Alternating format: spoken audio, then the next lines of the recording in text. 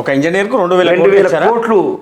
అంటే కొడుకులు వందలాది మంది ఇంజనీర్లు ఎంత దోసుకున్నారు, కాంట్రాక్టర్లు ఎంత దోసుకున్నారు, ఈ ఎమ్మెల్యేలు ఎంత దోసుకున్నారు, ఈ మంత్రులు ఎంత ఒక దోసుకున్నారు. ఇంజనీరే 2,000 కోట్ల రూపాయలు తీసుకుంటే దాంట్లో భాగస్వాములైన మంత్రి, ముఖ్యమంత్రి, ప్రధాన చీఫ్ సెక్రటరీ కానీ అందరూ ఎంత నేను అందుకోసం స్పెషల్గా అంటున్నా, కాళేశ్వరం గురించి ప్రభుత్వము ఇప్పుడున్న కొందరు ఇంటలెక్చువల్స్ వీళ్ళందరూ సామాజికవేత్తలు కావచ్చు, లేకపోతే సామాజిక వర్గాల గురించి పేదల గురించి కొట్లాడే వాళ్ళు కావచ్చు, దీని గురించి రాష్ట్రపతి దగ్గరికి వెళ్ళి దయచేసి కాళేశ్వరం గురించి కొద్దిసేపు సుప్రీంకోర్టు జడ్జికి చెప్పి దీనికి స్పెషల్గా సౌదీ శిక్షలు అమలు చేయమందాం ఈ కేసుకు.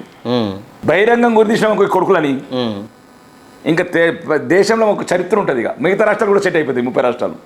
ఈ కాళేశ్వరం మాత్రం కొడుకులను గురిపెట్టాల. ఎవడబ్బా సొమ్మండి, పేదోడికి ఒక ఇల్లు లేదు, 75 ఏళ్ళు లేని క్యూలు కడుతున్నారు, రేషన్ షాప్ల కాడ క్యూ, బస్ స్టాండ్ల కాడ క్యూ, బాత్రూమ్ల కాడ క్యూ, హాస్పిటల్ల కాడ క్యూ, రైళ్లల్లో క్యూ. ఇంకా సామాన్య జనాలు కనీసం కొడుకులు లక్షల కోటి దోసుకుంటారు. ఈ ఫామ్ హౌస్లు ఎట్లా కట్టరి, 100 కొద్ది ఎకరాలు ఎట్లా, సైకిల్ లేనివాడికి చార్టెడ్ ఫ్లైట్ ఎట్ వచ్చే. ఇది అడగాల, నిలదీసి అడగాల, నిగ్గదీసి అడగాల ఈ సమాజాన్ని. ఎంతసేపు వాడు వీని విమర్శించుకోడు, వీడిని వాడిని విమర్శించుకోడు.